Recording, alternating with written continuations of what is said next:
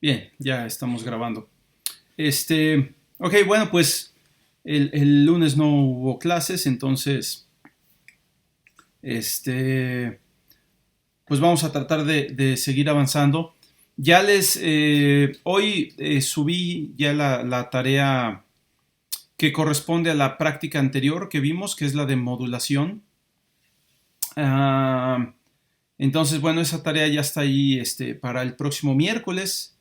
Entonces, tienen todavía una semana ahí para hacerla. Entonces, bueno, ahí poco a poco, ¿no? No sé si hay dudas respecto a cualquier cosa que hayamos visto antes de continuar con el siguiente tema, lo que sería la siguiente práctica. ¿Alguien tiene por ahí alguna duda?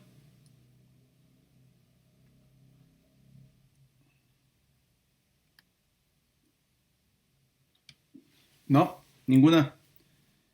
Bueno, entonces, este, ya si surgen dudas, todavía hay chance de el lunes ver dudas sobre la tarea, o sea, sobre la práctica anterior de modulación. Y ya esto de modulación lo vamos a empezar a utilizar mucho. Prácticamente eh, casi todas las UGEN que vamos a estar haciendo van a tener o eventualmente van a incorporar alguna manera de modulación, porque aquí es donde se ponen las cosas muy interesantes, ¿no?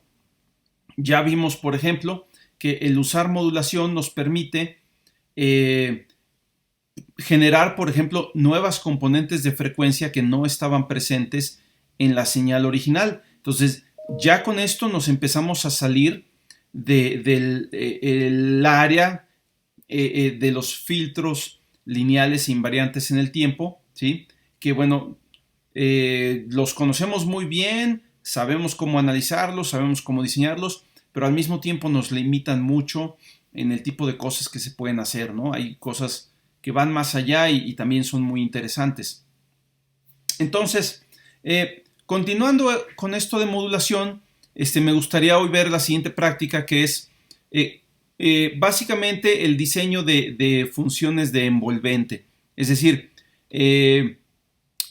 serían funciones o señales que no son precisamente señales de audio en el sentido de que no están diseñadas para ser escuchadas directamente. Su contenido de frecuencias es muy bajo en el sentido de que tienen frecuencias por lo general que son subsónicas, o sea, por debajo de las frecuencias que podríamos escuchar. Sin embargo, estas señales se usan frecuentemente como señales de modulación, señales moduladoras. Entonces, es importante verlas porque nos permiten de cierta forma manipular de manera dinámica cómo van a ir cambiando las propiedades de un sonido, ¿sí? Nuevamente, habíamos platicado sobre las propiedades de los sonidos, digamos, las propiedades subjetivas o cualitativas de un sonido, ¿sí? Que son el tono, el volumen y el timbre principalmente, ¿sí? Pero resulta que estas propiedades no son estáticas, no se mantienen constantes a lo largo del tiempo, sino que para un mismo sonido estas propiedades van cambiando, ¿sí? A veces cambian muy rápido, a veces cambian lentamente, pero estos cambios normalmente se implementan a través de modulación, ¿sí? Y la función que nos va a decir cómo van produciendo estos cambios son precisamente estas envolventes que vamos a implementar, ¿no? Déjenme compartir pantalla.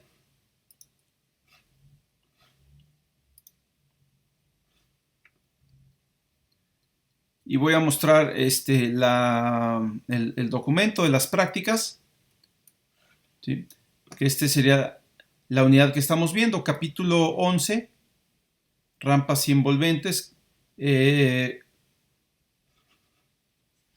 vendría a ser la práctica 10, ¿no? Están desfasados por uno. Sí pueden ver todos la pantalla.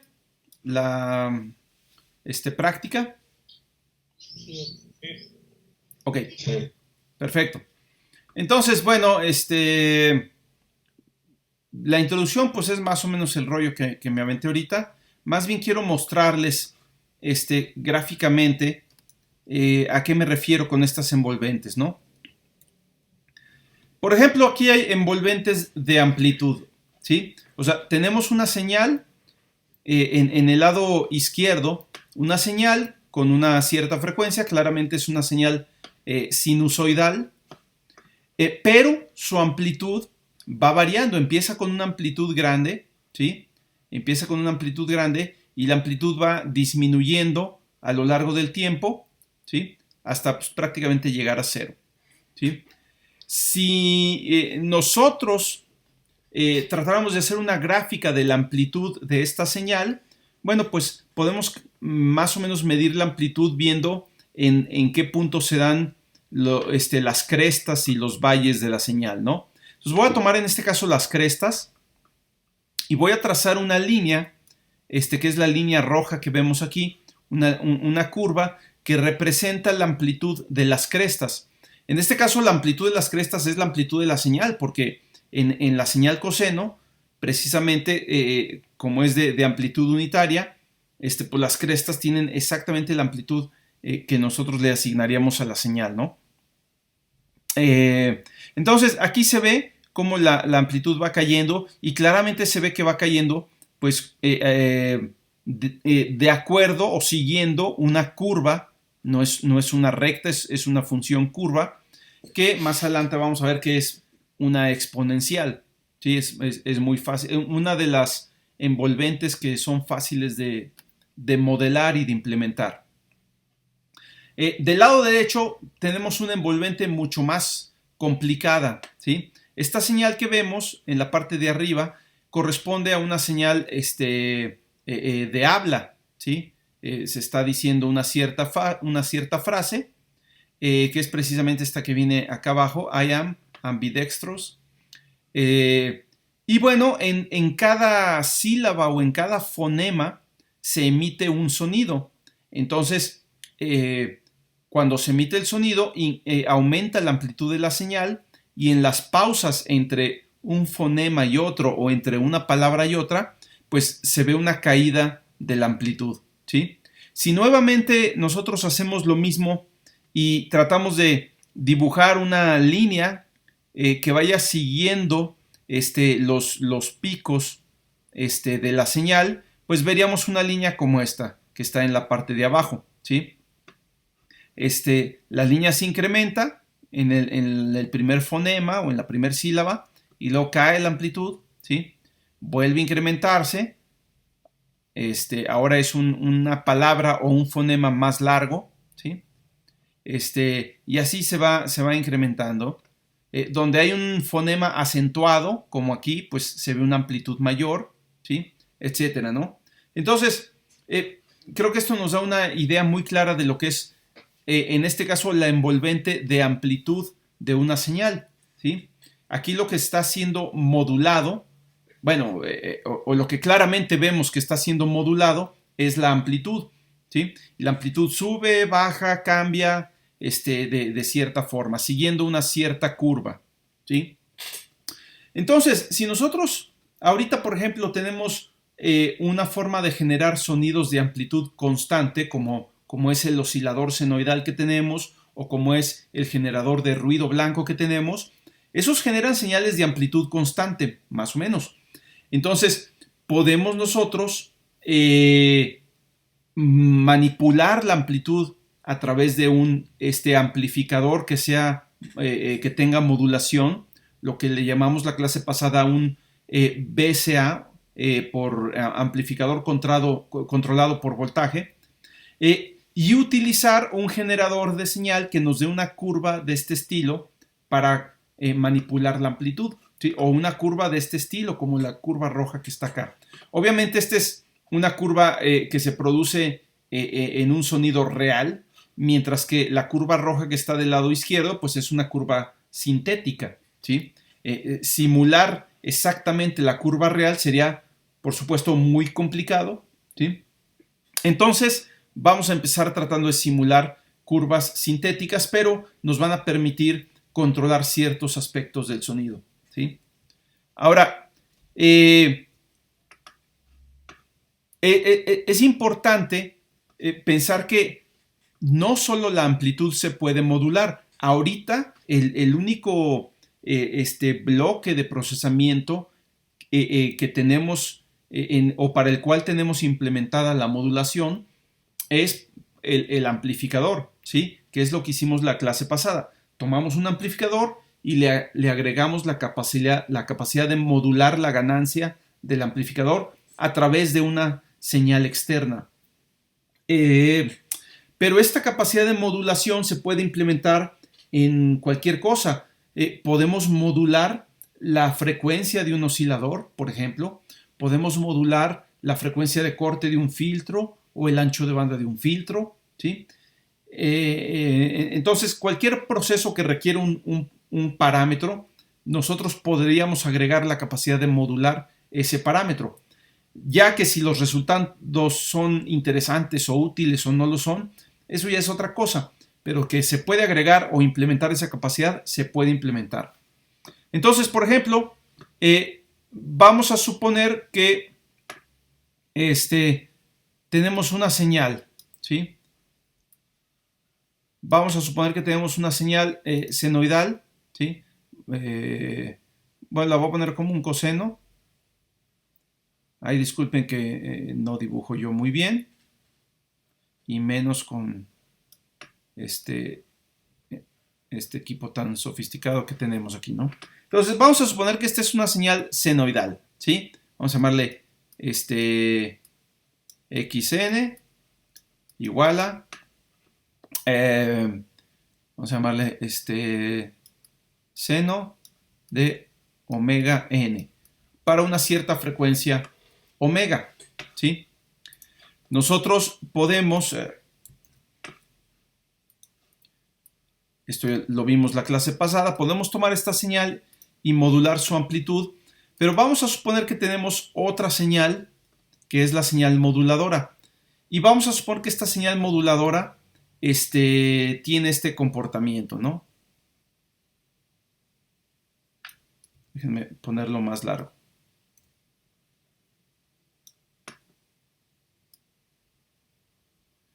Voy a poner una señal trapezoidal, ¿sí? O sea, tiene una subida, se mantiene y luego tiene una bajada gradual y bueno, formando más o menos un trapecio. Entonces a esto se le llama una señal trapezoidal, que no debería ser muy difícil de escribirla, digamos, analíticamente, ¿no? Si conocemos el tiempo, vamos a suponer que el nivel máximo es 1, ¿sí? Si conocemos el tiempo que tarda en subir y conocemos el tiempo que tarda en bajar, ¿sí? Podemos fácilmente nosotros diseñar esta señal, ¿no? Bien, esta señal trapezoidal vamos a llamarle Zn, porque va a ser la señal moduladora. Y además le voy a llamar aquí señal trapezoidal.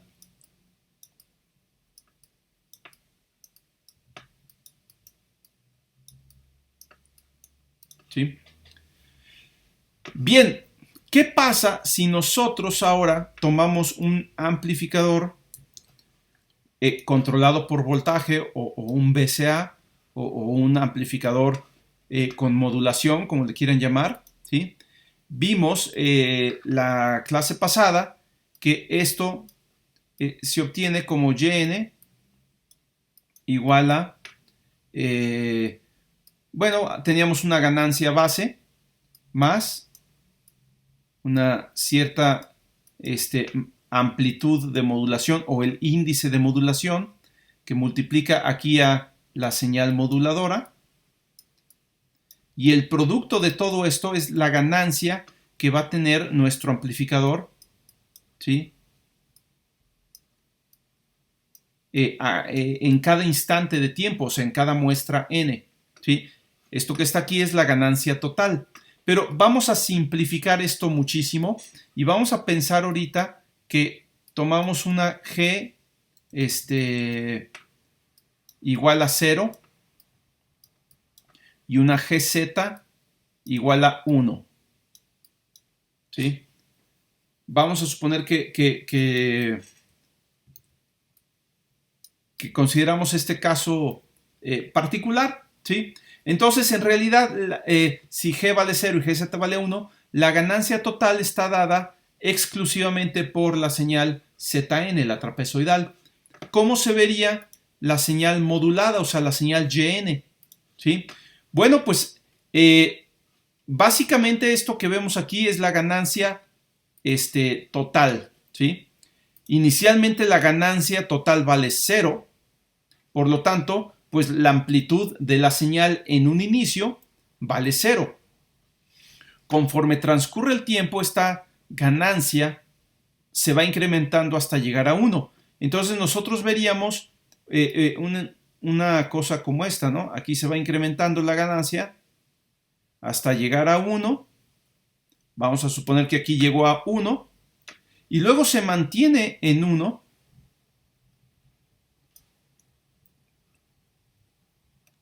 Déjenme ver si puedo mantener la frecuencia constante. Se mantiene en 1, se mantiene en 1. Y en este punto, cuando llegamos a este quiebre, digamos, donde la trapezoidal empieza a descender, pues la ganancia también empieza a descender otra vez hasta 0. Y entonces observaríamos este efecto, ¿no? Nuevamente, si nosotros de aquí tratamos de graficar digamos, la curva formada por las crestas de la señal, pues observaríamos aquí precisamente la misma forma. Bueno, no me quedó tan bien aquí esta parte, ¿sí? Pero observaríamos la misma forma del trapecio que tenemos acá, ¿no? Entonces, esta es la idea de estas señales, ¿no? Este tipo de señales, como esta trapezoidal que estamos haciendo aquí, se llama envolvente, ¿sí? En este caso, Zn no es un oscilador, no es una señal que esté oscilando, no es ruido, es una señal de muy baja frecuencia porque tiene variaciones muy suaves y muy lentas y se conoce como una envolvente.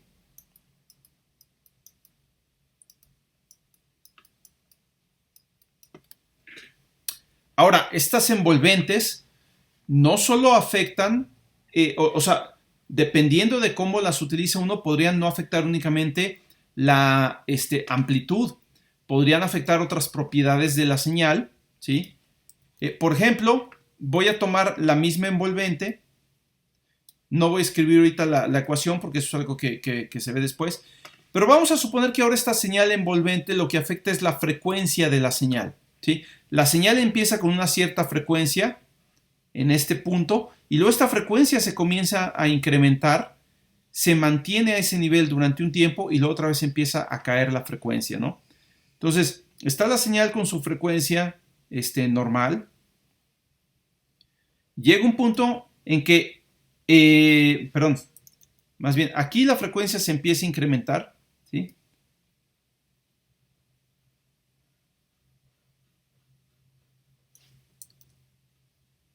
Está un poco complicado hacerlo. Llega un momento en que se queda la frecuencia ahí y otra vez se empieza a bajar la frecuencia, ¿no? A regresar a su valor normal, ¿no? Mis habilidades de dibujo no dan para representar lo que quiero mostrar, pero digo, lo vamos a ver más adelante, ¿no? Ahorita realmente la única aplicación que tenemos es el amplificador que tiene modulación. Luego vamos a incorporar la modulación al mismo oscilador para poder modular la frecuencia del oscilador, por ejemplo, ¿no? Bien, entonces, vamos a seguir aquí. Hay muchas formas de implementar señales envolventes. Aquí en este documento vemos dos formas, ¿sí? Una es esta señal que tenemos aquí de color rojo en la gráfica izquierda, que es una envolvente exponencial, ¿sí?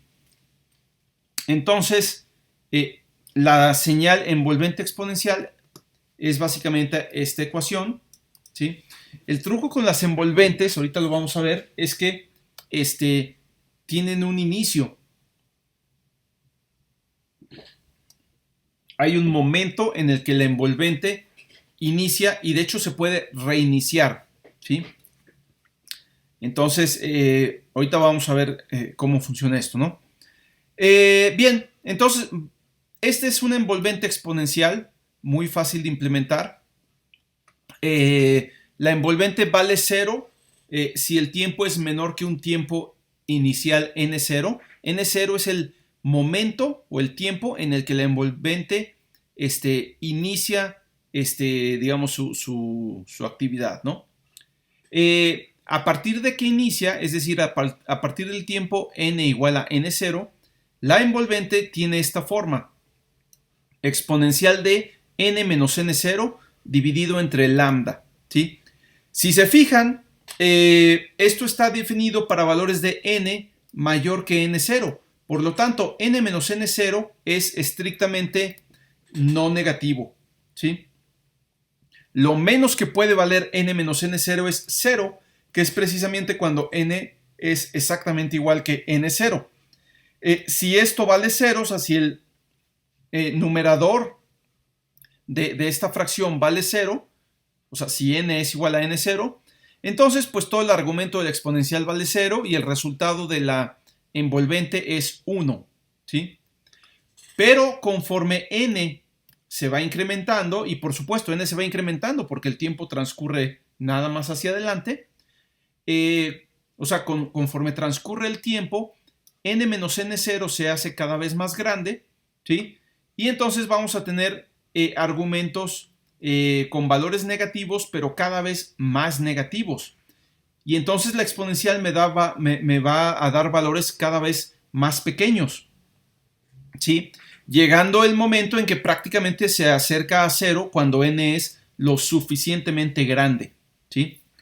Entonces, lo que me permite determinar qué tanto tarda la exponente en caer a prácticamente 0 es el valor de lambda, ¿sí? Entonces, lambda me permite controlar qué tan cortita o qué tan larga es la envolvente. O sea, si cae muy rápido o si tarda mucho tiempo en caer, ¿sí? Si lambda es pequeño, ¿sí? Entonces, pues la envolvente va a caer muy rápido porque al dividir esto entre un valor pequeño, pues el resultado es grande. Y entonces rápidamente crece el argumento del exponencial hacia los negativos y la exponencial rápidamente se va a 0. Pero si lambda es muy grande, entonces pues el resultado de esta fracción va a ser cada vez, va a tender a ser pequeño, o sea, cercano a 0. Y pues si el argumento del exponencial es cercano a 0, la exponencial me da algo cercano a 1, ¿sí? Entonces va a tardar mucho más tiempo en caer la envolvente, ¿sí? Entonces, estas envolventes exponenciales tienen esta forma. Siempre están entre 0 y 1, ¿sí? Y hay un tiempo inicial t0, bueno, n0, porque estamos, perdón, aquí en el dominio discreto, entonces n está dado en muestras. Y vamos a suponer que aquí está la altura igual a 1, ¿sí? Entonces las envolventes valen 0, 0, 0, 0, 0, 0, 0, 0, 0, hasta que llegamos a n0. Cuando llegamos a n0 se va rápido a 1, es un cambio abrupto, puede provocar algunos artefactos, pero bueno, ahorita lo tenemos así. Y luego empieza a caer. siguiendo una curva exponencial. ¿Sí? ¿Qué tan rápido o qué tan lento cae? Depende de lambda. ¿Sí? Aquí, por ejemplo, tendríamos un valor de lambda grande, porque tarda mucho en caer. ¿Sí? Por otra parte, si tenemos un valor de lambda pequeño, nuevamente esto vale 0, 0, 0, 0, 0, 0, 0, 0, 0, 0, hasta llegar a n0. Luego brinca a 1 en n igual a n0 y luego empieza a caer, pero puede tener una caída más rápida si el valor de lambda es pequeño.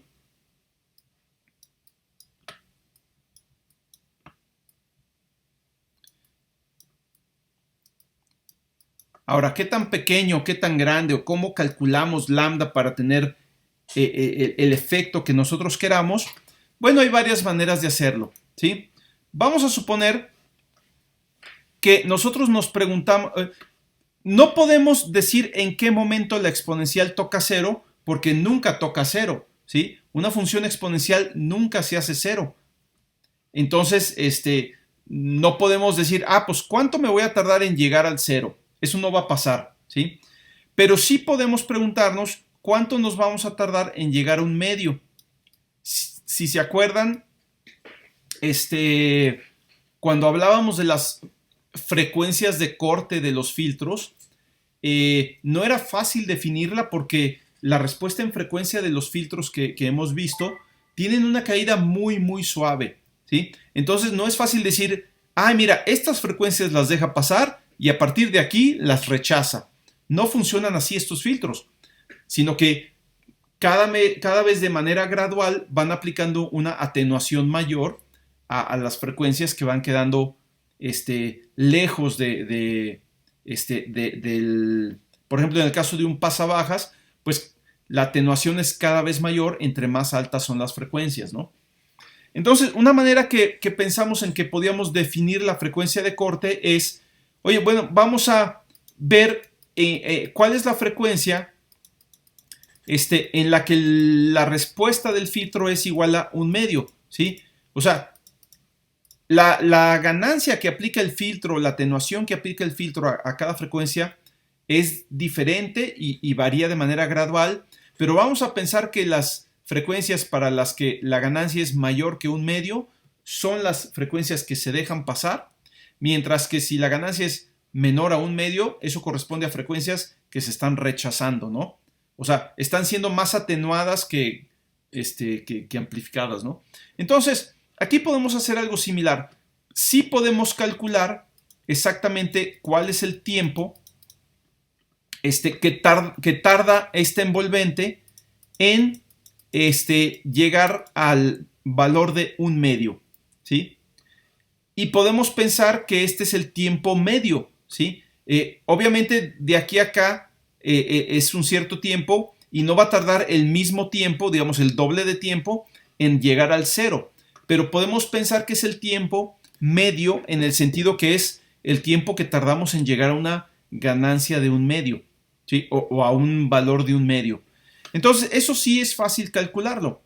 Recordemos que la envolvente está dada por esta ecuación E elevado a la n menos n0 entre lambda. Y aquí nos preguntamos, ¿cuál es a partir de que empieza la envolvente, digamos, a partir de que llegamos al valor n0, ¿cuánto tiempo tarda la envolvente en llegar a este tiempo, ¿no? Entonces, este es el intervalo que nos interesa, ¿sí? Aquí estaría n, nos interesa el valor donde n menos n0, o sea, el valor de n menos n0, ¿sí? Tal que esto me da un medio. Entonces, este es como que mi incógnita, ¿sí? Y me interesa cuando esto vale exactamente un medio. Bueno, pues es fácil de resolver esto, ¿sí? Vamos a aplicar logaritmo natural en ambos lados. De este lado tendríamos menos n menos n0 entre lambda, porque el logaritmo cancela la exponencial. Y aquí tendríamos logaritmo natural de 1/2.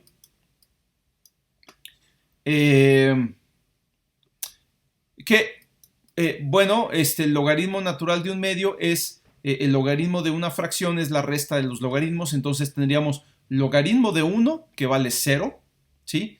Menos logaritmo de 2. ¿Sí? Y de aquí lo que queremos despejar es n menos n0. Entonces, simplemente pasamos la lambda multiplicando. No, más bien, vamos a dejar sí, pasamos la lambda multiplicando. Quiero despejar lambda más bien. Pasamos la lambda multiplicando y el menos logaritmo dividiendo. Y llegamos a que lambda lo podemos estimar como logaritmo de 2, perdón, n menos n0 entre logaritmo de 2. Ahí los signos menos se cancelaron. Y bueno, n menos n0 es justamente el tiempo que estoy buscando, ¿no? Este es el tiempo medio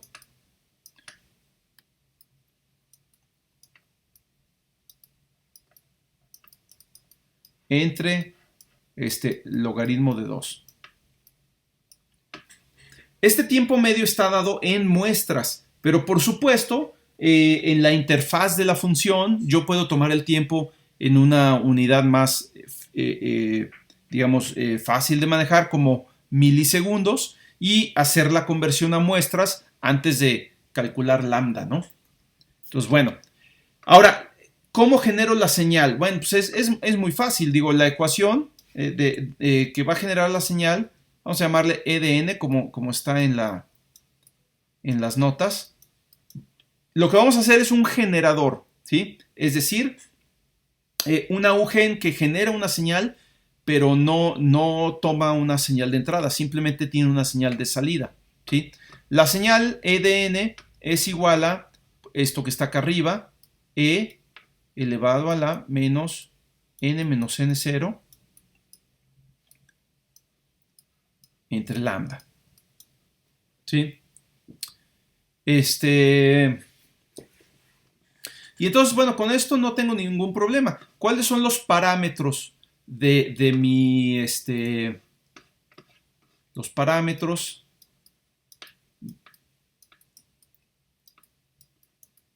de este envolvente? Pues los parámetros del envolvente son lambda y n0. Es lo único que necesito saber para calcular en, ¿sí? Necesito conocer n0 y lambda. Esta n es el tiempo transcurrido, ¿sí? Que ya habíamos hecho un ejercicio cuando hicimos un secuenciador. Entonces voy a tener que llevar un registro del tiempo transcurrido, pero es muy fácil, ¿no? Esto lo puedo hacer en una variable de tipo entero largo, una variable de tipo long, para no tener que preocuparme porque se desborde o cualquier cosa, ¿no?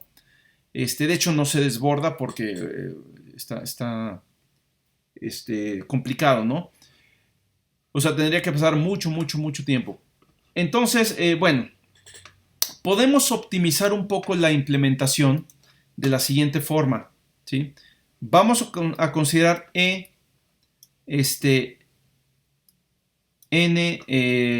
más 1. ¿Sí? Pues esto es e menos n más 1 menos n0 entre lambda. ¿Sí? Simplemente sustituí la n por un n más 1. ¿Sí? Vamos a jugar aquí un poquito, a hacer un poquito de álgebra. ¿Sí? Tendría e elevado a la... voy a tener, por una parte, menos se aplica a todo esto. Bueno, vamos a aplicarlo.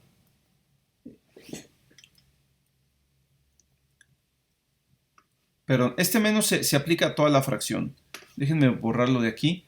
Creo que es más fácil si lo pongo que se aplique a toda la fracción. Ahí está. Entonces, aquí tendríamos e elevado a la menos n más 1 menos n0, voy a juntar n menos n0, entre lambda. Y luego este 1 lo voy a separar. También a este 1 se le aplicaría este menos, entonces tendría menos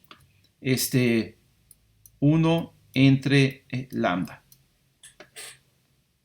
¿Ok? Simplemente estoy separando esta fracción, el término que tiene este 1 de aquí. Sería menos por 1 entre lambda.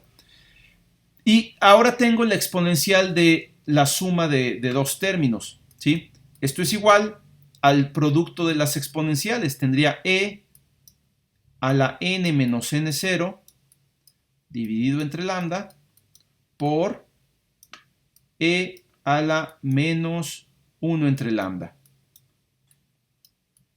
¿Sí? ¿Qué es lo interesante de esto? Pues que si se fijan, esto de aquí es esto de acá. Esto es e a la n. ¿Sí? Y entonces, de aquí, yo obtengo una ecuación recursiva, ¿sí? Que me permite generar esta señal de una manera súper eficiente. ¿Sí? No tengo que calcular exponenciales, porque aquí el problema es que si uso esta expresión, calcular el exponencial es pesado, ¿no? Entonces, no tengo que hacerlo.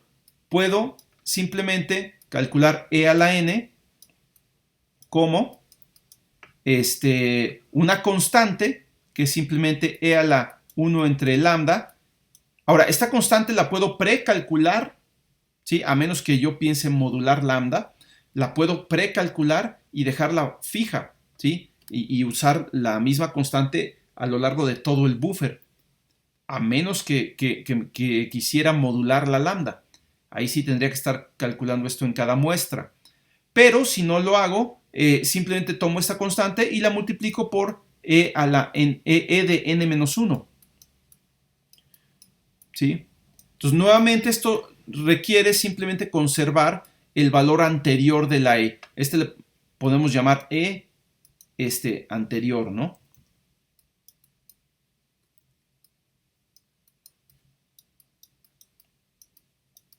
Es como la y anterior que teníamos, ¿sí? En el caso de los filtros, ¿sí? Entonces, bueno, esto no es un filtro, es un sistema de hecho sin entradas, pero podemos usar esta recursividad donde retroalimentamos la salida, ¿sí? Al mismo sistema de alguna manera para tener esta señal exponencial de una forma muy barata de calcular. Es solamente un producto, ¿sí? Entonces, bien, vamos a implementarla para que vean que está bien fácil, ¿no? Tengo aquí el ejemplo de la clase anterior, ¿sí? Lo único que hice fue tratar de organizar un poco el código agregando pestañas aquí en Processing para tener cada UGen o cada clase en una pestaña diferente y localizarlas más rápido, ¿no? Ya si quiero modificar una o necesito modificar una, rápidamente la puedo localizar. Y en la ventana principal solamente está el programa principal, la función setup, la función draw, las funciones de interfaz, y todo eso, ¿no? Entonces, ahorita lo que teníamos es un programa que emite constantemente un sonido.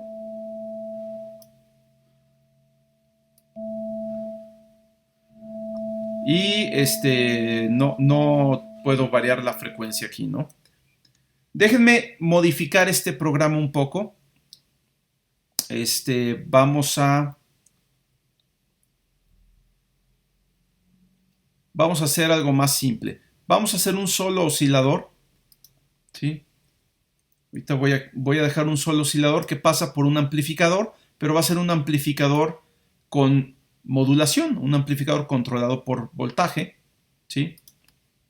Déjenme quitar esto de la cuantización y todo eso. Vamos a cambiar la interfaz un poco, ¿no?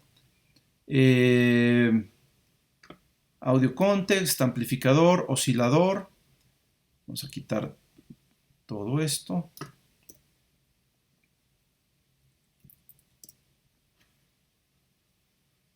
Perdón, esto sí. Esto es lo que ahorita puedo quitar. Y ya está. La ganancia inicial o la ganancia base del amplificador vale 0. Vamos a hacer algo similar a lo que vimos acá, ¿sí? Donde la ganancia total está controlada por la envolvente. Por lo tanto, la ganancia base G va a valer 0 y GZ va a valer 1, ¿sí? Entonces, pero eso lo vamos a ver después. Déjenme quitar esto, lo del mouse, que ahorita me echamos, que quiero simplificar esto mucho, ¿no? Y aquí en KeyPress voy a cambiar esto por una versión que habíamos hecho de KeyPress para incorporar usar el teclado, digamos, las teclas del teclado como un teclado musical, ¿no? Entonces voy a cambiar esto. Esto lo vimos, creo que lo hicimos con los filtros pasabandas resonantes para mostrar que se podían usar como generadores de tonos, ¿no? Entonces, bueno, aquí en realidad no voy a manipular la frecuencia de un filtro, sino del oscilador, y creo que es lo único que cambia, ¿no? Vamos a quitarle también tanta cosa aquí a la función draw y todo eso. No voy a dibujar teclado. Voy a dibujar la señal a través del simplescopio y nada más. Creo que lo demás lo puedo quitar. Sí. Entonces vamos a reducir esto a lo más básico. ¿Y qué es lo más básico? Bueno, tengo un oscilador que pasa directamente por un amplificador, ¿sí? Vamos ahorita a poner la ganancia del amplificador igual a 1, ¿sí? Esto lo habíamos hecho de manera similar, pero usando un filtro resonante en lugar del oscilador. Entonces simplemente creamos el amplificador, creamos el oscilador, enviamos el oscilador a la entrada del amplificador. En este caso, como es un amplificador controlado por voltaje, tiene dos entradas, la señal portadora y la moduladora. Ahorita no hay una señal moduladora, solamente la portadora, ¿sí? Y entonces es el oscilador que tenemos es la portadora. Y el amplificador se va directamente a la salida de audio, ¿no? La salida del amplificador se va directamente a la salida de audio y eso es todo, ¿sí? O sea, básicamente tenemos esta arquitectura. Déjenme ponerla aquí.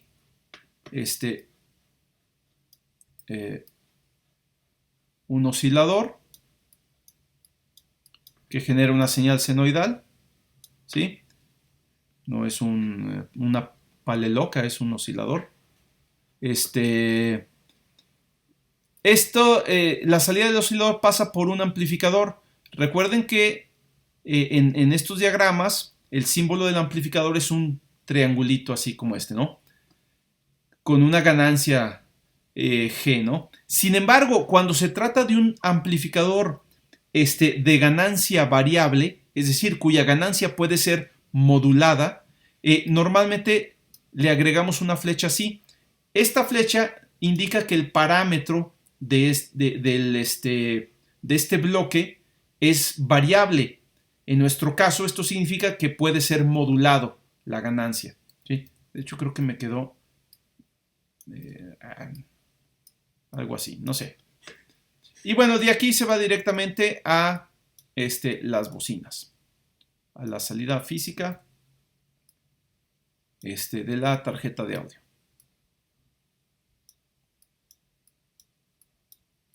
¿Ok?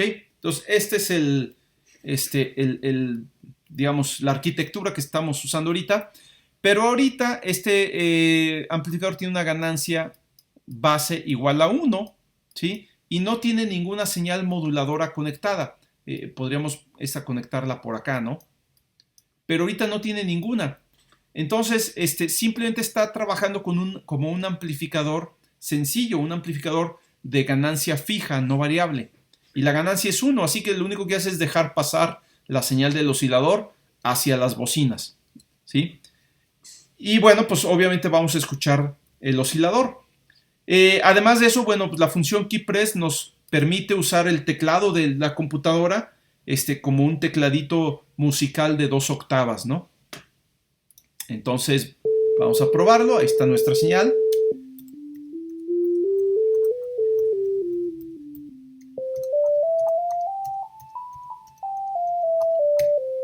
Y ahí está, ¿no? Pero ahorita lo que me interesa es la amplitud del sonido. La amplitud ahí se mantiene constante y esto no funciona muy bien, ¿sí? No me permite separar un sonido de otro, una nota de otra, ¿sí? Entonces, vamos a agregarle algo de funcionalidad, ahorita sin meter modulación ni nada. Vamos a agregarle un poco de funcionalidad para poder prender y apagar el sonido, ¿sí? Y es muy fácil. Depende de la tecla que presiono, es la frecuencia con la que se va a escuchar el oscilador. Es la frecuencia que le voy a asignar al oscilador. Es esta frecuencia. Pero también depende de si presiono o no presiono una tecla, debe ser eso la ganancia del oscilador. O sea, mientras una tecla esté presionada, el oscilador debe tener una ganancia unitaria y cuando suelto la tecla, la ganancia debe ser otra vez 0, ¿sí? Entonces, esto lo podemos poner muy fácil. Lo podría poner acá en Draw, pero lo voy a poner acá. Entonces vamos a poner aquí, déjenme ponerle amp.ganancia igual a 1. ¿Sí? Debería haber una función setGanancia, pero la clase anterior ya no incluí las funciones setGanancia ni setIndice. Entonces, bueno, ahorita les voy a asignar directamente los valores. Entonces, amp.ganancia igual a 1. Y luego hay otra función que se llama keyRelease. Void keyRelease, que se ejecuta cuando yo suelto una tecla, ¿sí? O sea, si estaba presionando una tecla y la suelto, ahí se llama a keyRelease. Y entonces aquí voy a poner amp.ganancia igual a 0. La ganancia inicial también la voy a poner en 0, porque al inicio pues no se escucha nada hasta que yo presione una tecla. Entonces este es un mecanismo muy rudimentario que me va a permitir determinar cuándo se escucha y cuándo no se escucha un sonido. Solo se va a escuchar si yo oprimo una tecla, ¿sí? Idealmente sería una de estas teclas, ahorita es cualquier tecla. Lo podemos modificar, pero fíjense, ahorita no se oye nada. Oprimo una tecla y suena el oscilador, suelto la tecla y se llama la función keyRelease y la ganancia se va a 0. Entonces esto ya me permite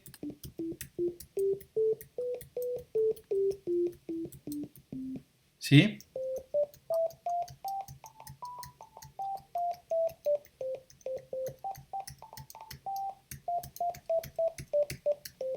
Entonces ya es muy diferente porque ya controlo en qué momento se inicia un sonido, en qué momento termina, ¿sí?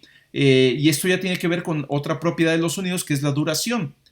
Ya habíamos hecho algo similar, pero ya puedo controlar aquí la duración. Lo habíamos hecho antes con el mouse, ¿sí? Ahora lo estoy haciendo con el teclado. Quiero que noten un par de cosas. Cuando oprimo y suelto una tecla, se oye un pequeño clic. O sea, no se escucha el sonido totalmente puro a la hora de presionar o soltar la tecla. Mientras la dejo presionada, sí. Pero cuando la suelto, se oye un...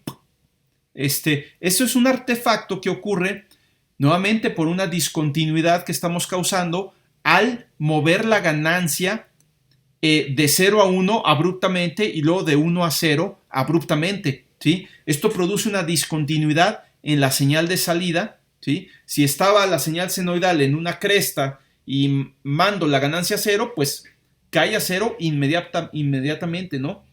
Y este cambio abrupto es el que me produce ese artefacto, ¿sí? Entonces, es parte de lo que vamos a tratar de resolver ahorita, ¿no? ¿Sí? Bien, entonces, Lo que voy a hacer ahora es implementar una UGen para hacer esta envolvente, ¿sí? Esta envolvente exponencial. Déjenme ver si no es un ejercicio ahí de... Capaz que les voy a resolver ahorita el ejercicio.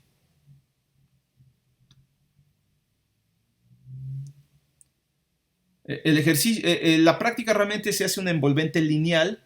Ahorita más bien estoy haciendo otro tipo de envolvente, pero es para que vean cómo funcionaría, ¿no? Ok.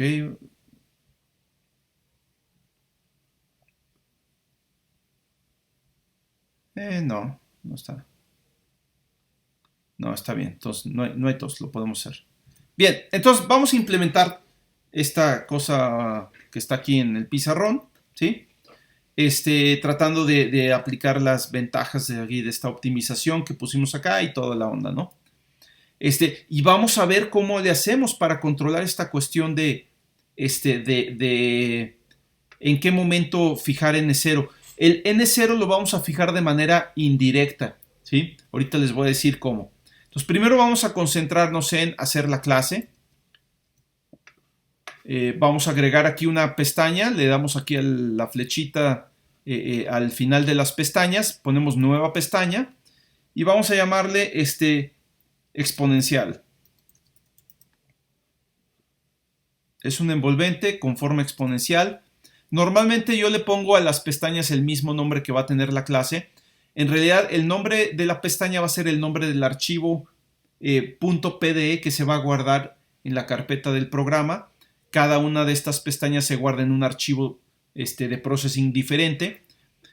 Pero en Java sí existe la convención de que cada clase se guarda en un archivo diferente con el mismo nombre de la clase, ¿no? No es así en processing, pero vamos a hacerlo. Entonces, clase exponencial.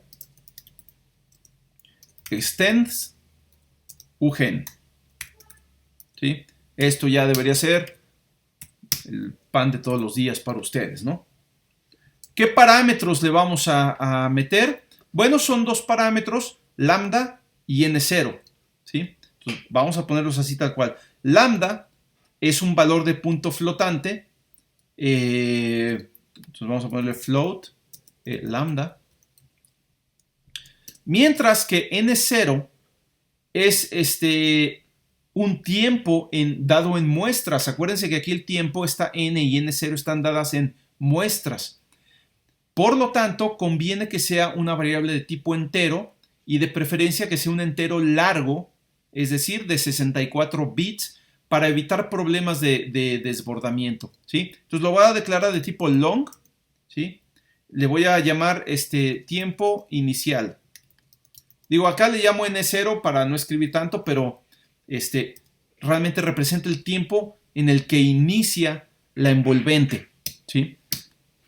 Bien, constructor exponencial, ¿sí? Lleva un audio context AC y podemos dejarlo así ahorita.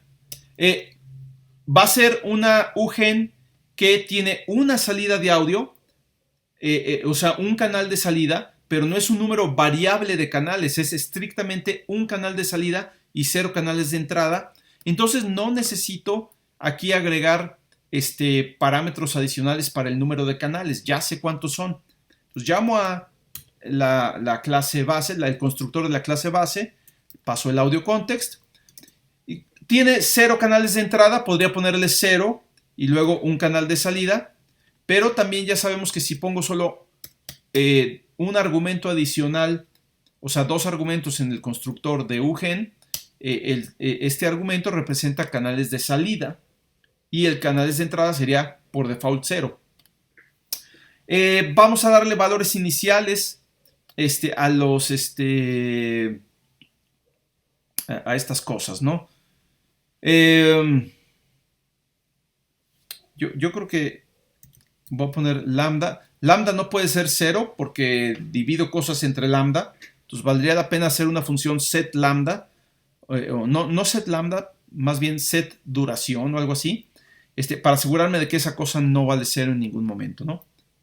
Entonces, Fíjense que otra cosa que es interesante es este factor. Déjenme... no, bueno, vamos a calcularlo una vez. Voy a darle cualquier valor ahorita a lambda con que sea diferente de 0, ¿no? Tiempo inicial puede valer 0, eso no me importa mucho. ¿Sí? Digo, ahorita no me importa mucho, luego vamos a ver cómo controlarlo, ¿no? Y voy a requerir aquí un e anterior. Esto, al igual que en los filtros, este valor se tiene que conservar de una llamada a otra de la función calculate buffer, ¿sí? Para que haya continuidad de un bloque al siguiente. Entonces, voy a declarar salida anterior, o no sé cómo llamarlo, ¿no? Float, y anterior, o salida anterior. ¿Sí? Y esa sí me interesa hacerla 0, pero por default ya vale 0. Vamos a hacer una función.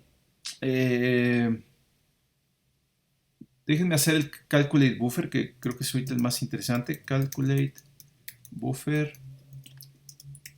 ¿Sí? Es un solo canal de salida, por lo tanto, solamente voy a hacer un ciclo que recorra las muestras. No necesito un ciclo que recorra canales. Entonces, directamente me voy al ciclo interno, que es con i desde 0 hasta buffer size, i más, ¿sí? Y ahí va a estar mi ciclo interno, ¿sí? ¿Qué voy a hacer dentro de este ciclo interno? Pues vamos a implementar esta ecuación que está aquí. La salida al tiempo n va a ser igual a un cierto factor, ¿sí? Ahorita lo calculamos, pero por afuera del ciclo. Vamos a poner aquí float, a darle un alias al buffer. Solo está el canal 0. Entonces, simplemente es para tener un alias. Out, subíndice i, igual a un cierto factor, que ahorita voy a calcular, multiplicado por la salida anterior, que sería salida anterior. Y luego actualizo la salida anterior para la siguiente vuelta del ciclo. Y este factor, vamos a calcularlo acá, float factor, es esto de aquí, exponencial de menos 1 entre lambda. Exponencial de menos 1.0 entre lambda. Donde esperemos que lambda no valga 0, nos vamos a asegurar de esto en una función set lambda. Pero bueno, las funciones que faltan son ya las de utilería, por decirlo así, ¿sí? Ahorita ya está lo importante, que es el calculate buffer, ¿sí? Y aquí en este calculate buffer está metido pues toda esta optimización que tenemos acá, ¿sí? Toda esta parte que hicimos.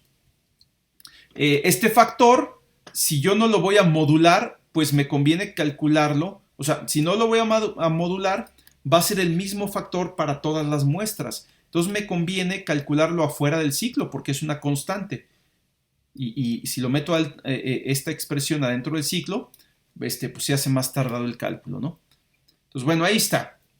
Vamos a hacer las funciones de utilería, que básicamente son las que me permiten darle valores y manipular los parámetros. ¿Cuáles son los parámetros? Son lambda y son tiempo inicial. Esa salida anterior en realidad es un parámetro interno del sistema, o sea, no es uno de los parámetros que yo quiera manipular. El sistema solito lo va actualizando, ¿no? Entonces, vamos a ver aquí. Lo primero es, fíjense, este ejemplo es interesante porque, aunque estos son los parámetros, en realidad yo no manipulo directamente estos parámetros, ¿sí? La interfaz que voy a usar para manipular estos parámetros va a ser muy distinta, ¿sí? El valor de lambda, ese no está tan complicado, está relacionado con el tiempo de duración que quiero que tenga el envolvente.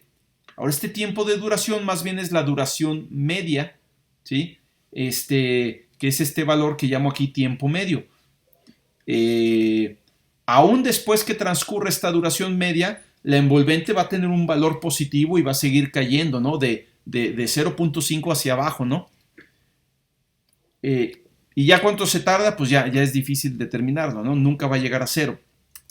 Entonces, Entonces vamos a hacer una función que se llama setDuración, ¿sí? Donde yo le paso la duración en milisegundos, ¿sí? El tiempo en milisegundos, ¿sí? setDuración en milisegundos. Y lo que vamos a hacer es, mediante esta fórmula, calcular lambda, ¿sí? Entonces, básicamente, me interesa que el tiempo medio sea positivo. El logaritmo de 2 es positivo, ¿sí? Entonces, para que lambda no sea 0, necesito que este tiempo medio sea positivo, ¿sí? Entonces, si TMS es menor o igual que 0, entonces voy a asignarle un valor mínimo, un valor mínimo por default. Vamos a suponer que el valor mínimo es 1 milisegundo.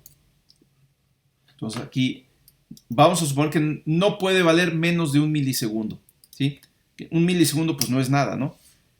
Pero es simplemente para no tener errores numéricos ahí a la hora de dividir entre lambda, ¿no?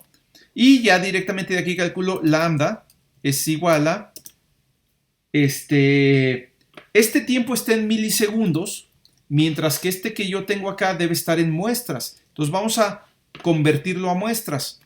¿Cómo lo hacemos? Multiplicamos por la frecuencia de muestreo, TMS por context.getSampleRate, ¿sí? Y ya lo tenemos este tiempo en muestras. Nuevamente, el tiempo mínimo vale 1 milisegundo, lo que correspondería a 44.1 muestras o una cosa así, 44 muestras, ¿no? Entonces, 44 muestras es suficiente para que un envolvente caiga, aunque sea de volada, ¿no? Y luego hay que dividir entre logaritmo de 2, ¿sí? Dividido entre logaritmo de 2. Y ya está. ¿Sí? Entonces, esta función está facilona, ¿no? Esto es importante. Esta clase no viene en las notas. Entonces, de aquí la pueden recuperar de lo que estamos haciendo y del video, ¿no? Bien. Ahora, el siguiente paso es darle un valor a este N0. Ahora, N0 yo no le puedo decir, pues quiero que el envolvente comience a las 520,000 muestras a partir de que inició el procesamiento de la señal. O quiero que comience a los 3 minutos a partir de que empezó el procesamiento de la señal, ¿no? O sea, no puedo hacer eso. Yo más bien lo que voy a decir es, ahorita, en este momento, ¿sí?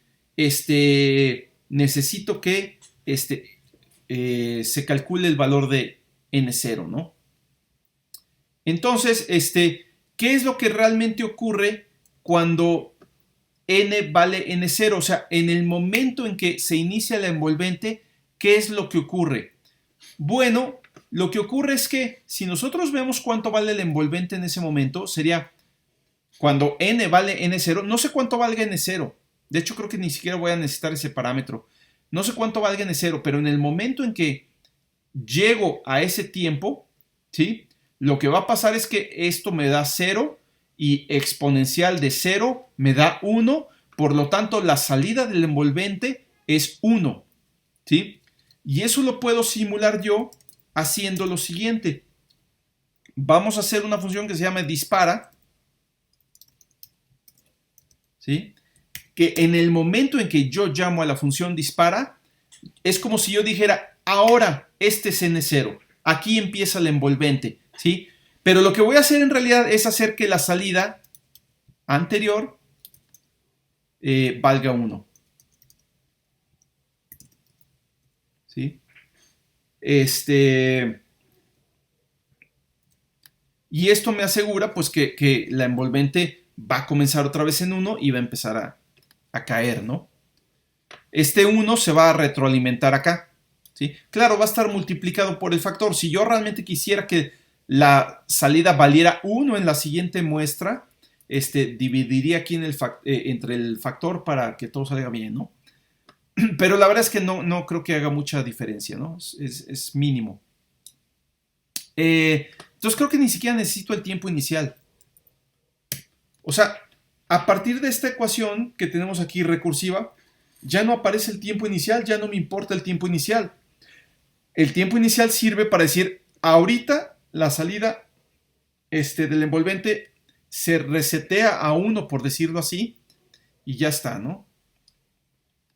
Entonces ya, con esto terminamos la envolvente. Podemos hacer otra función dispara, que al mismo tiempo de disparar la envolvente, o sea, reiniciar la envolvente, podamos pasarle el tiempo, ¿no?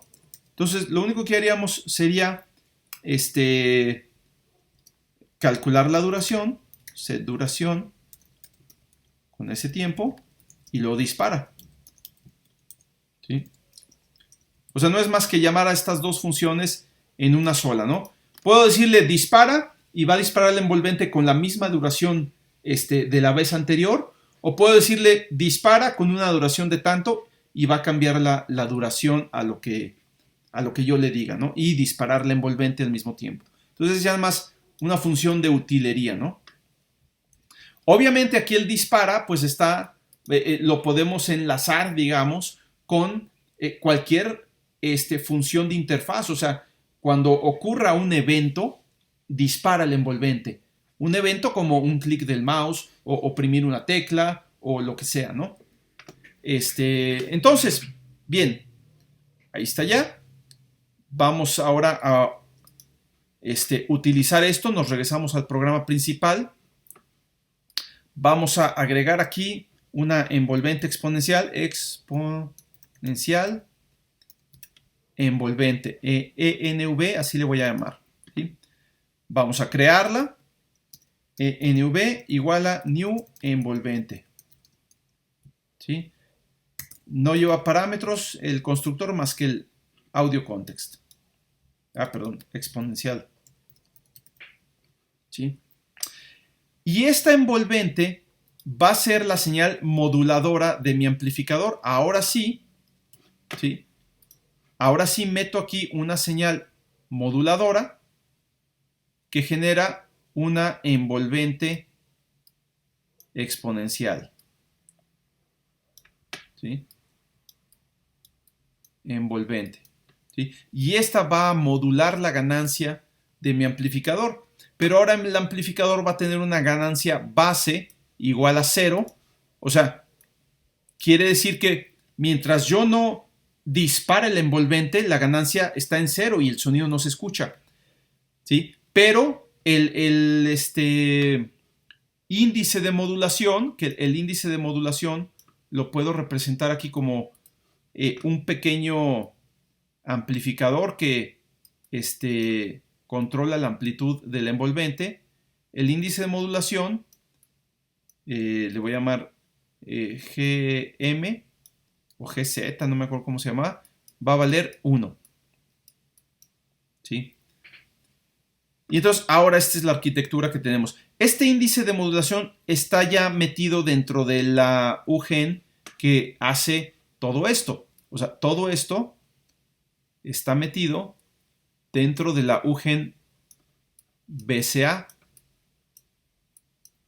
¿Sí? Y entonces, bueno, vamos a ponerlo así en el programa. ¿Sí?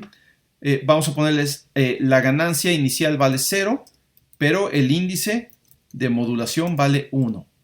¿Sí? Si ahorita probamos el programa, pues no suena nada, ¿no? No, ahí está. Bueno, es que mi interfaz sigue modificando la ganancia. Ahorita lo terminamos. Vamos a conectar también la salida del envolvente y vamos a ponerla como señal moduladora del amplificador. ¿Sí?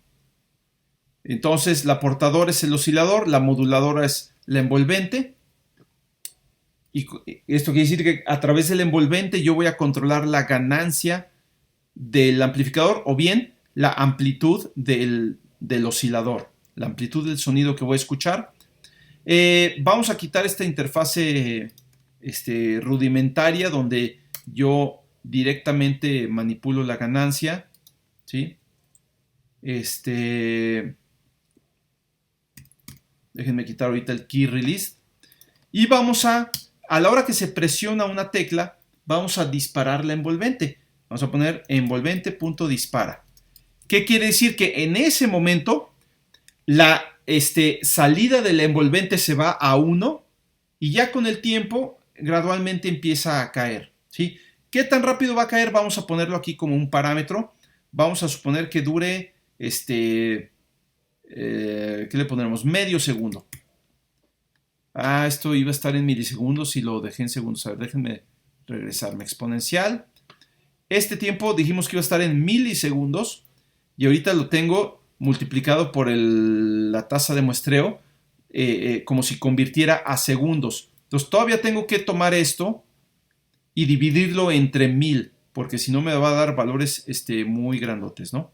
Entonces, entre 1000 y entre el logaritmo de 2.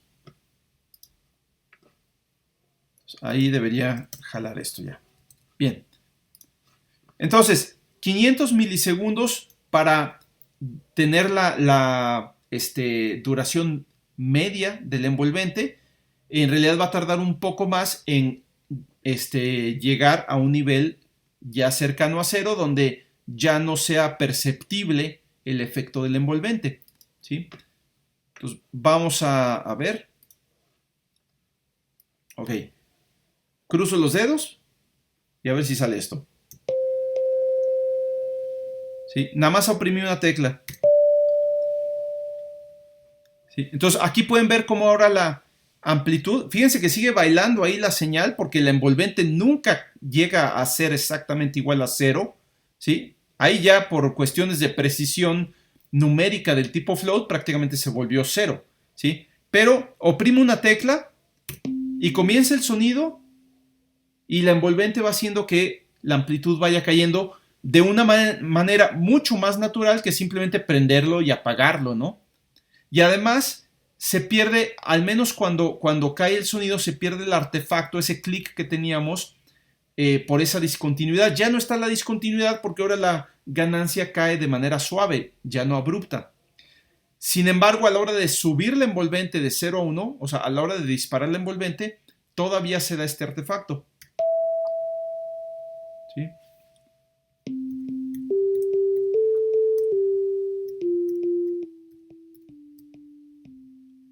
Entonces ya tenemos un sonido mucho más natural, ¿no? Ya no es pip, ya es así como que ping. Ok. El tiempo del envolvente lo podemos hacer más corto o más largo. Por ejemplo, vamos a ponerle 50 milisegundos, que es muy cortito. ¿Sí? Fíjense que se escucha un sonido como percusivo. O sea, es muy corto. ¿Sí? Pero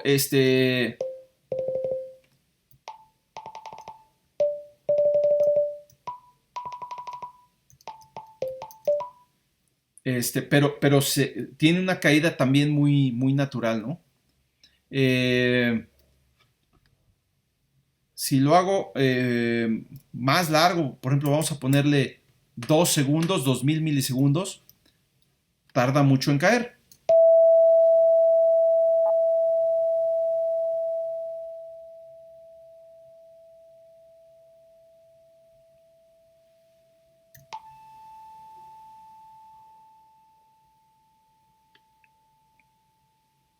Obviamente tarda mucho más de 2 segundos. Pero recuerden que estamos definiendo el tiempo en el que la amplitud llega a la mitad, ¿no? ¿Sí? En realidad son envolventes que pueden llegar a ser muy largas, ¿no? Por supuesto, si ustedes quisieran,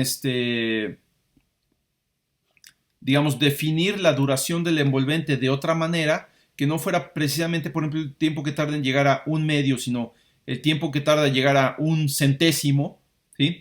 Pues simplemente aquí tendrían que, este 2 se vino para acá, entonces en vez de dividir entre el logaritmo de 2, dividir entre el logaritmo de 100 o lo que sea, ¿no? Y y ya un centésimo, pues prácticamente ya la amplitud de la envolvente ya es muy pequeña, ¿no? Entonces, bueno, ahí ya tenemos envolventes de amplitud. Esta es una envolvente muy sencilla, solamente tiene una forma así de resbaladilla que va cayendo, ¿sí?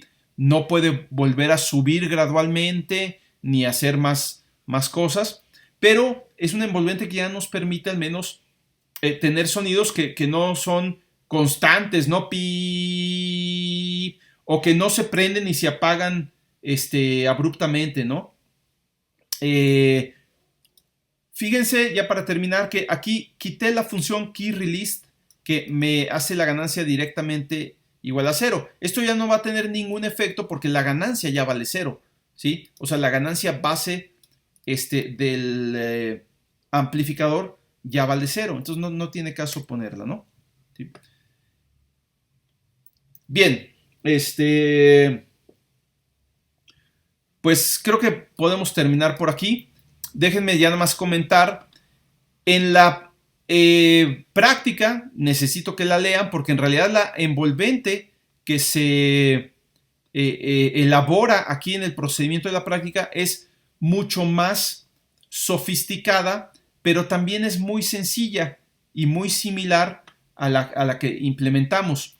Es un envolvente lineal, ¿sí? Que funciona así.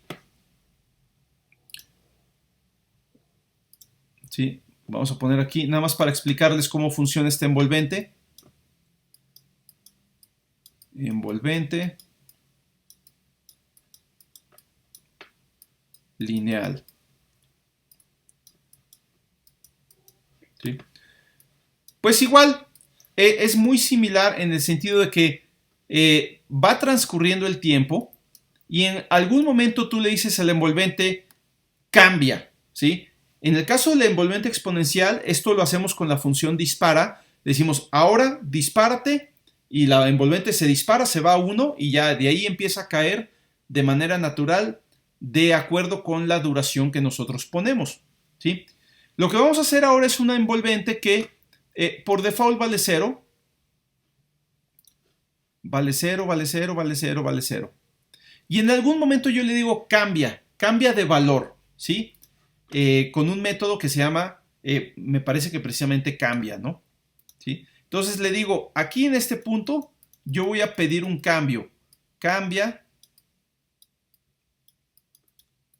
¿sí? Digamos, cambia al valor 1 en un tiempo de, vamos a poner 500 milisegundos, medio segundo. Entonces le paso el valor al que debe de cambiar y cuánto debe de tardar en hacer ese cambio, ¿sí? Entonces, digamos que este intervalo de aquí son los 500 milisegundos, ¿sí? Bueno, pues la envolvente, a partir de que yo le doy esta instrucción, va a empezar a moverse hacia el valor objetivo, que es en ese caso el 1, ¿sí? Y justamente va a llegar ese valor objetivo en el tiempo que yo le dije. Cambia el valor 1 en 500 milisegundos a partir de ahorita. Entonces se empieza a mover. Mientras, una vez que llega, se sigue manteniendo constante en ese valor hasta que yo no le dé otra instrucción de cambio, ¿sí? Después yo le puedo decir cambia. Le puedo decir otra vez cambia. Por ejemplo, ahora le digo cambia a 0.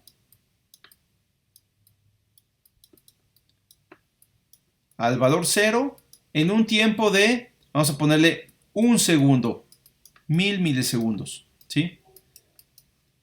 Bueno, 1000 milisegundos pues estaría como el doble de esto. Vamos a ponerle que aquí son 500, acá son otros 500. Y entonces estos serían 1000 milisegundos, ¿sí? Y entonces lo que quiero es que la envolvente, a partir de este momento que le doy esta instrucción, empiece a bajar o a cambiar del valor actual hacia el 0 en el transcurso de 1000 milisegundos. Y después de eso se quedaría en 0 hasta que no reciba otra instrucción de cambio, ¿sí? Entonces, estas envolventes lineales me permiten hacer envolventes trapezoidales como la del primer ejemplo que puse aquí, ¿sí? Esta trapezoidal se puede construir a partir de líneas, ¿sí? Entonces, en realidad estas envolventes lineales me permiten simular cualquier envolvente a partir de una reconstrucción basada en líneas rectas, ¿sí? Y bueno, la forma de cambiar pues es muy simple, ¿no? O sea, yo sé a qué valor tengo que cambiar y en cuánto tiempo, ¿sí? Entonces, la tasa de cambio la puedo calcular simplemente dividiendo la diferencia entre el valor nuevo y el valor actual. O sea, vamos a poner valor nuevo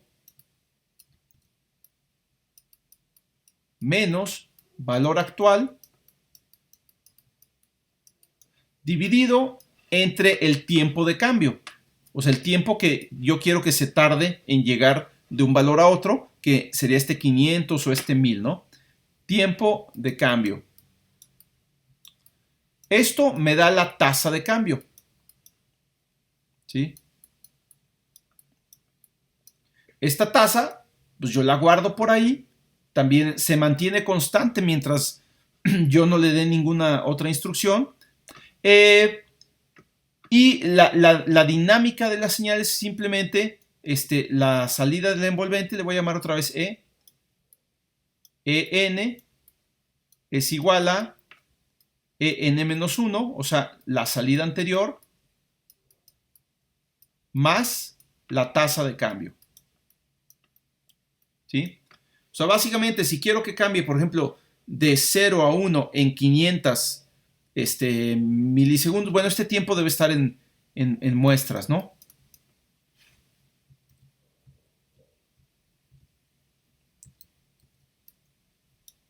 Muestras. ¿Sí? El tiempo debe estar en muestras, igual que el anterior, pero si quiero que cambie de 0 a 1 en un tiempo de, no sé, 20,000 muestras, pues aquí estoy viendo cuánto tiene que cambiar en cada muestra. Ese intervalo de 0 a 1 lo reparto entre las 20,000 muestras y entonces en cada muestra simplemente le voy agregando un poquito del cambio que requiere. Después de que transcurren las 20,000 muestras, pues ya cambió el total del tiempo que necesita cambiar, ¿no? Debo detectar cuando esto ocurre, ¿sí? Es muy fácil de detectar y en el momento que ocurre, pues simplemente hacer otra vez la tasa igual a 0 para que se mantenga ahora constante la señal, ¿sí? Y entonces la forma en que funciona esto es muy simple.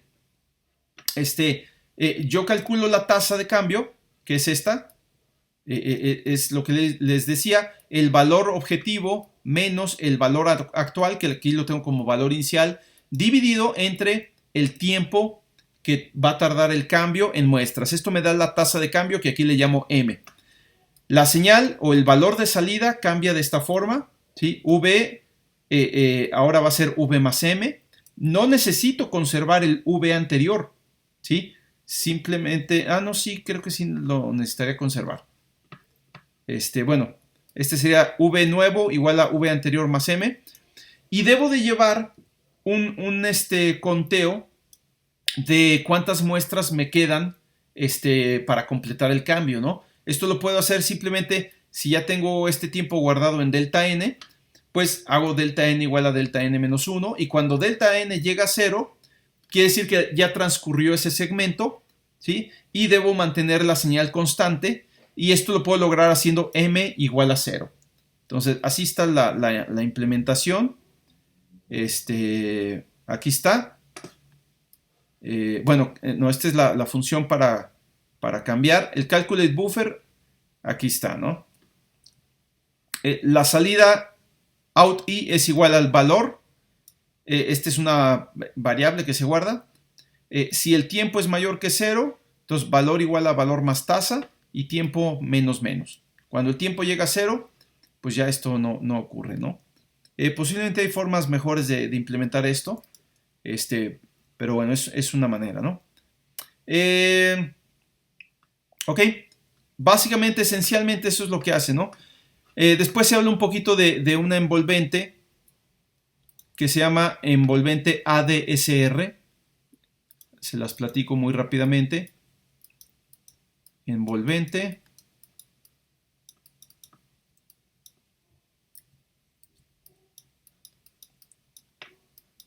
Y se las platico porque pues es un modelo clásico de envolvente que hay en muchos sintetizadores, por ejemplo, ¿no? Entonces es un envolvente de 4 etapas, ¿sí?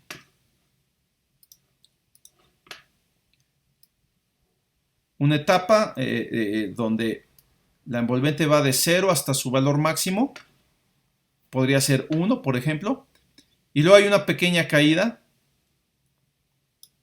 luego se mantiene constante durante un tiempo relativamente indefinido y luego cae, ¿sí? Entonces, estas 4 etapas tienen diferentes nombres. Esta etapa se llama ataque y es el tiempo que tarda un sonido en llegar desde que es imperceptible a su amplitud máxima, ¿sí? Y bueno, depende del tipo de instrumento o de sonido que se quiere simular o sintetizar, pues se puede variar este tiempo, ¿no?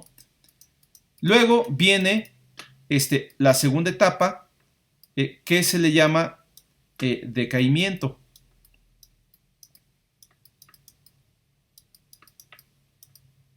¿Sí? Una vez que se le aplicó, por ejemplo, piensen en un instrumento así de cuerdas frotadas, ¿no? Como un cello o un violín. La cuerda está, el arco, perdón, está haciendo fricción en la cuerda, ¿sí? Y toma una cierta fuerza, un cierto umbral de energía para hacer que la cuerda empiece a vibrar, ¿sí? Esto por la fricción del arco, ¿no? Una vez que la cuerda empieza a vibrar, ¿sí? Ya no es necesario aplicar tanta energía, tanta fuerza, y la cuerda se mantiene vibrando, ¿sí? Como que se rompe ya la inercia de la cuerda y se mantiene vibrando sin aplicar tanta energía, pero también hay una pequeña caída en pues en la misma energía del sonido que emite la cuerda, ¿no? Y luego uno puede mantener esa energía, o sea, mientras uno siga frotando la cuerda con el arco, el sonido se mantiene con una amplitud más o menos constante, ¿sí? Hasta que uno deja de impartir energía al sistema, ¿sí? Y ocurre la última etapa, que se llama relajación. Cuando se le deja de impartir energía al sistema y simplemente el sistema se queda oscilando, se va relajando hasta que deja de oscilar, ¿no? ¿Sí? O como si ustedes pulsan la cuerda de una guitarra, por ejemplo, pues la sueltan y no se detiene inmediatamente, se queda vibrando por un tiempo, ¿no? ¿Sí? Y esta etapa que está aquí se llama sostenimiento. Es la etapa que ocurre mientras el sonido se mantiene sostenido.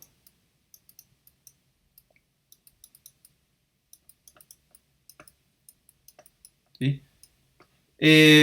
Y bueno, los parámetros normalmente es el tiempo de ataque, el tiempo que tarda el decaimiento, el nivel, ¿sí? Este sería el nivel de sostenimiento, ¿sí? Este es, digamos, al tiempo de ataque vamos a llamarle A, al tiempo de decaimiento vamos a llamarle D, al nivel de sostenimiento vamos a llamarle S, o sea, hasta qué nivel queda esta parte de aquí, y al tiempo de relajación vamos a llamarle R. Y de esas siglas viene el nombre de la envolvente, ADSR, ¿no? Entonces, una envolvente ADSR puede simular, es un poco más complicada que una envolvente trapezoidal y de hecho puede simular una envolvente trapezoidal. Básicamente si quitamos la etapa de decaimiento y mandamos el nivel de sostenimiento a 1. Pero también es más versátil y más flexible. Y lo importante es que aquí hay dos comandos. En qué momento empieza la envolvente, como que en qué momento se dispara, y en qué momento se pasa a la etapa de relajación, porque esta etapa de sostenimiento puede durar lo que sea, ¿no? Entonces necesita una segunda instrucción para decirle, ya soltamos la tecla o ya se dejó de impartir energía al sistema y hay que pasar a la relajación, ¿no? Entonces, luego se ve cómo implementar este tipo de envolvente, pero básicamente a partir de la envolvente lineal se puede hacer con estos comandos de cambia, ¿no? ¿Sí? Bien, ahora sí con esto terminamos, ¿no? Por supuesto, ahí viene una práctica que hay que ver por ahí, si quieren lo la vemos. Y probablemente esta práctica ya la dejaríamos hasta la otra semana, ¿no?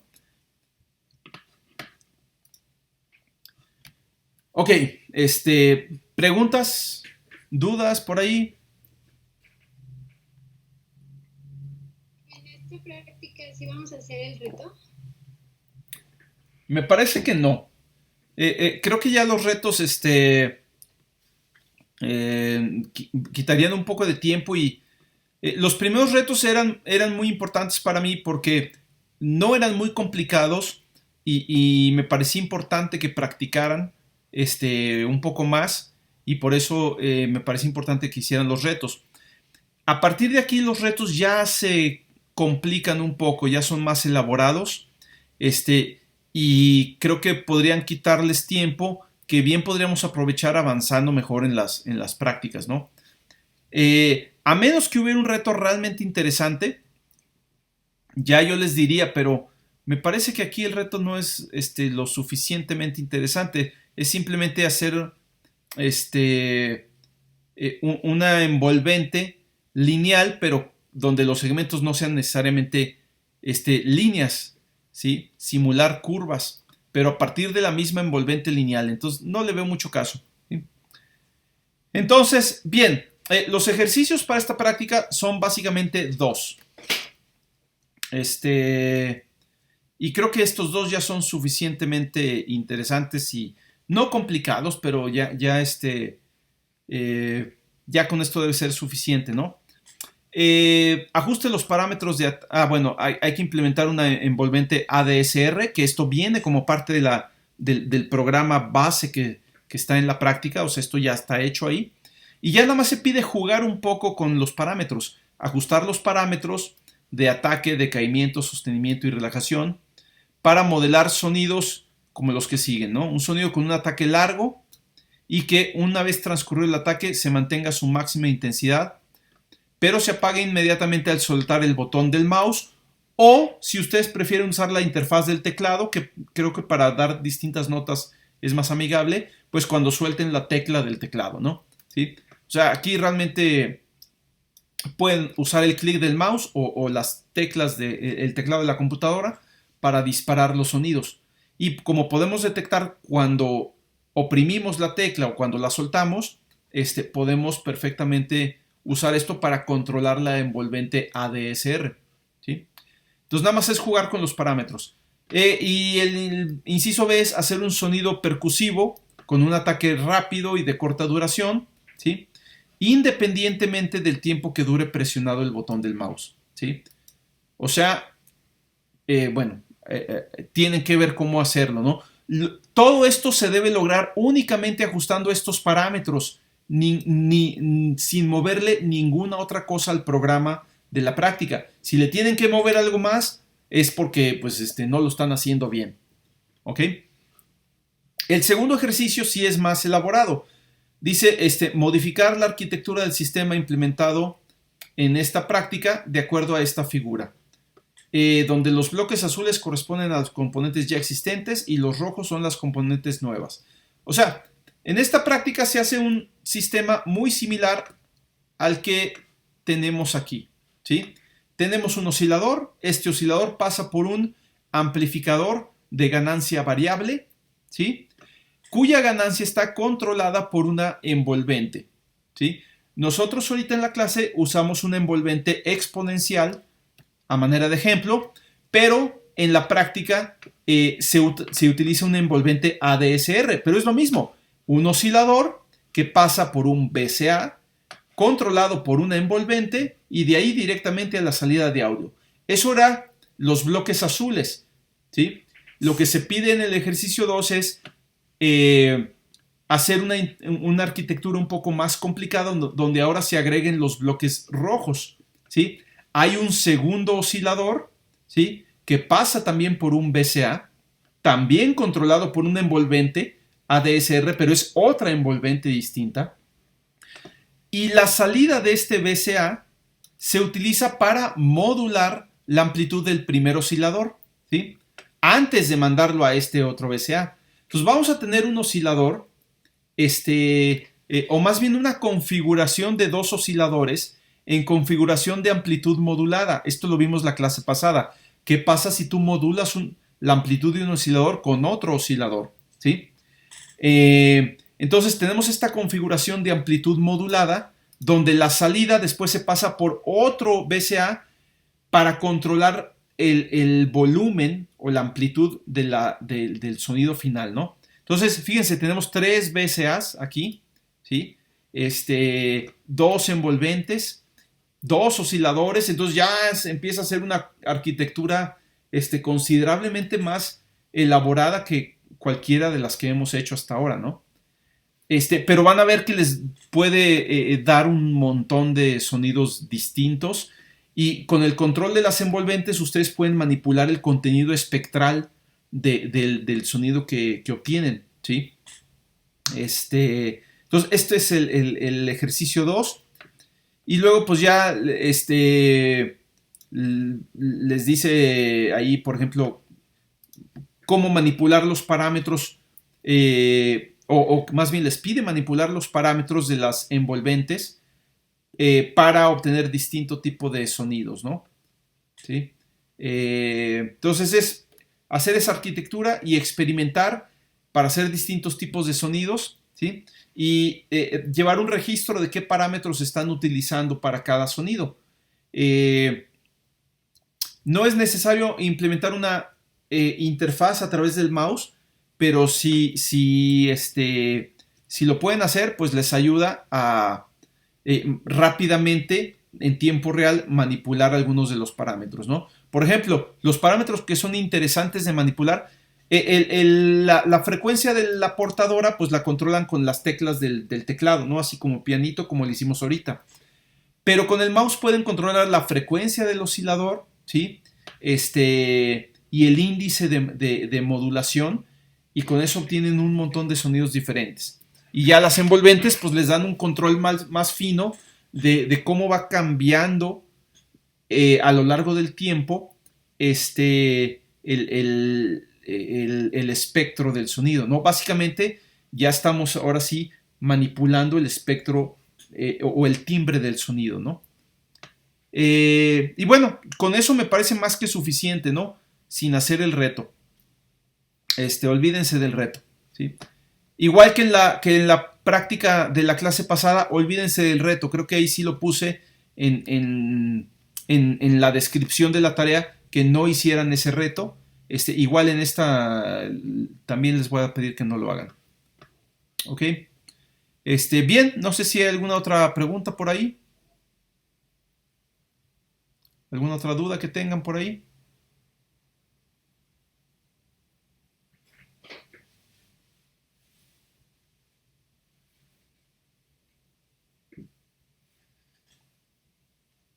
Creo que no, doctor. ¿No? Ok, perfecto, todo clarísimo. Bueno, voy a detener la grabación del video.